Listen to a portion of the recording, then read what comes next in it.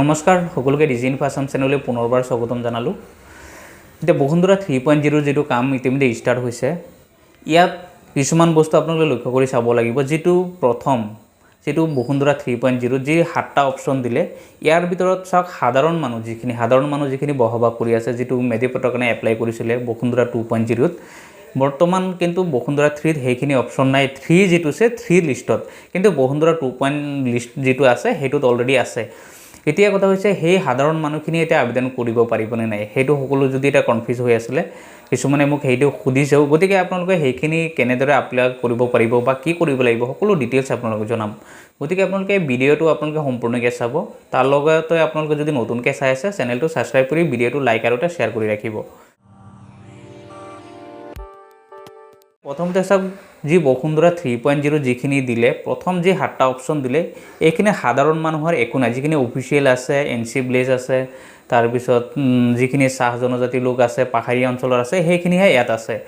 কিন্তু বসুন্ধৰা 2.0 যিখিনি আবেদন কৰা হৈছিলে, সেইখিনি নতুনকৈ আবেদন কৰিব নালাগে। কাৰণ যিখিনি প্ৰথমতে কৰা হৈছিল সেইখিনি নালাগে। যদি নতুনকৈ কোনোবাই আবেদন কৰিব বিচাৰি আছিলে, সেইখিনি আপোনালোকে নতুনকৈ আবেদন কৰিব পাৰিব। কিন্তু বসুন্ধৰা 3.0 যিখিনি অপচন দিয়া হৈছে, ইয়াৰ বাহিৰে বসুন্ধৰা 2.0 যিখিনি দিয়া হৈছিলে, এই সকলোখিনি কাম কৰিব পাৰিব। তো সেইখিনি কাম কৰিবলৈ হ'লে আপোনালোকে সেৱা হেতু পৰ্টেলত আহিব লাগিব। কাৰণ প্ৰথমতে যেতিয়া বসুন্ধৰা 2.0 কৰা হৈছিলে, বসুন্ধৰা 2.0 যেটো কৰিব বিচৰা হৈছিলে, হেতুত তাত ক্লিক কৰাৰ লগে লগে তাত এপ্লাই আহি গৈছিলে। কিন্তু বসুন্ধৰা 3.0 টো এতিয়া নতুনকৈ আহি গৈছে, হেতু এপ্লাই কৰিবলৈ অপচন আহি গৈছে। আৰু যিখিনি 2.0 আছে সেইখিনি এপ্লাই কৰিবলৈ অপচন নাই। সেইখিনি আপোনালোকে ডাইৰেক্ট সেৱা হেতু পৰ্টেলত আপোনালোকে আবেদন কৰিব লাগিব।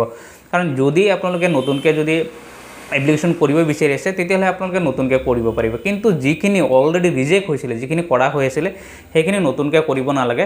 সেইটো কাৰণে যেতিয়া আপোনালোকে সেৱা হেতু পৰ্টেলত আহিব, সেৱা হেতু পৰ্টেলত আহিলে আপোনালোকে ইয়াতে দেখা পাব চাওক নতুনকৈ এটা নটিফিকেশ্যন দিছে, য'ত request for review of mission Basundhara 2.0 application already ইয়াত লিংক এটা দিয়া হৈছে। আপোনালোকে যদি ডাইৰেক্ট ইয়াত ক্লিক কৰে, তেতিয়াহ'লে আপোনালোকে সেৱা হেতু পৰ্টেল যেটো আছে, সেৱা হেতু পৰ্টেলৰ যেতিয়া আপোনালোকে এপ্লিকেশ্যন কৰা হৈছিলে, সেই পৰ্টেলটো মুকলি হৈ যাব।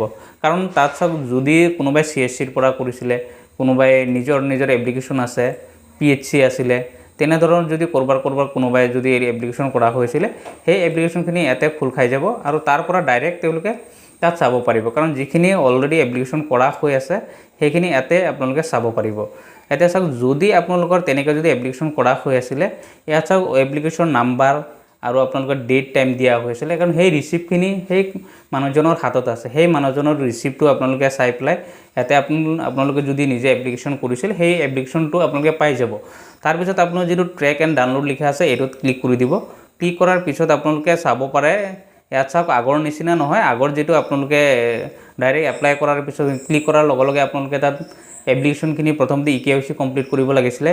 এতিয়া আকৌ আপোনালোকে সেম, কাৰণ যিখিনি আগতে কৰা হৈ আছিল সেইখিনি চাওক ওপৰত চাওক লিখা আছে check review for your application.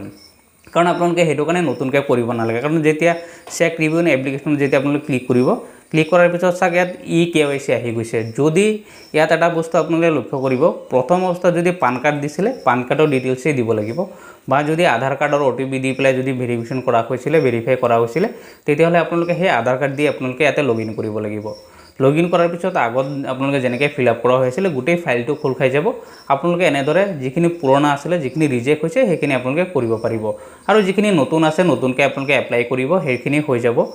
তাৰপিছত আৰু যদি আপোনালোকে এইখিনি কৰোঁতে যদি আপোনালোকৰ কিবা প্ৰব্লেম পায় বা বসুন্ধৰা 3.0 চাওক বসুন্ধৰা 3.0 যিটো 7টা ছাৰ্ভিচ দিছে, এই 7টা ছাৰ্ভিচ আপোনালোকৰ বহুত ক্ৰিটিকেল ছাৰ্ভিচ হয়। এইখিনি কৰোঁতে আপোনালোকে ভালকৈ কৰিব, যাতে কোনো কাৰণে ভুল নহয়। বা বসুন্ধৰা 2.0 যিখিনি কৰিব, আপোনালোকে ভালকৈ এপ্লিকেশ্যনখিনি ভালকৈ কৰিব, ডকুমেণ্টছ আপোনালোকে ভালকৈ চাব, যাতে ৰিজেক্ট নহয়। কাৰণ বসুন্ধৰা 3.0 যদি ৰিজেক্ট হয়, নেক্সট টাইম হয়তো এইটো সুবিধা নাপাব পাৰে। কাৰণ বসুন্ধৰা 2.0 প্ৰায় 13 লাখৰ পৰা মাত্ৰ 1 লাখ মানুহে পাইছিলে। বাকী অলৰেডি ক'ব গ'লে 95% অলৰেডি ৰিজেক্ট হৈছিলে। গতিকে এইবাৰ যাতে সেইখিনি ৰিজেক্ট নহয়, আপোনালোকে ভালকৈ চাব। তাৰপিছত এতিয়া বসুন্ধৰা 3 চাওক, এতিয়ালৈকে ষ্টাৰ্ট হোৱাৰ পিছত মাত্ৰ 13টা এপ্লিকেশ্যন হৈছে। ইয়াত কোনে কৰিছে, কি এপ্লিকেশ্যন কৰিছে, সেইখিনি আপোনালোকে চাব পাৰিব। ইয়াত গোটেই ডিটেইলছখিনি ইয়াত দিয়া আছে, কোনটো ডিষ্ট্ৰিক্টত কিমান কোনে কৰিছে আৰু ইয়াৰ ভিতৰত যেটো 7টা সাৰ্ভিস দিছে 7টা সাৰ্ভিসৰ ভিতৰত কোনে কেইটা কৰিছে এপ্লিকেশন সেইখিনি ইয়াতে আপোনালোকে চাব পাৰিব গতিকে আপোনালোকে বসুন্ধৰা 3.0 ত আপোনালোকে এপ্লিকেশন কৰোতে যদি আপোনালোকৰ কিবা প্ৰবলেম হয় মোৰ ভিডিঅ'ত কমেন্ট কৰিব তেতিয়া হলে আপোনালোকৰ সেই প্ৰবলেমখিনি মই সলিউশন কৰিবলৈ চেষ্টা কৰিম তাৰ পিছত মোৰ ভিডিঅ'ত ডিসক্ৰিপশনত মোৰ নাম্বাৰ দিয়া হৈছে WhatsApp নাম্বাৰ আছে মোৰ WhatsApp নাম্বাৰত আপোনালোকে কন্টাক্ট কৰিব পাৰে আৰু প্ৰথম কথা হৈছে যে আপোনালোকৰ যিখিনি প্ৰবলেম আপোনালোকে পায় সেই প্ৰবলেমখিনি আপোনালোকে ভিডিঅ'ত কমেন্ট কৰিব তেতিয়া হলে সেইখিনি প্ৰবলেমখিনি সলিউশন কৰিবলৈ মোৰ সুবিধা হয়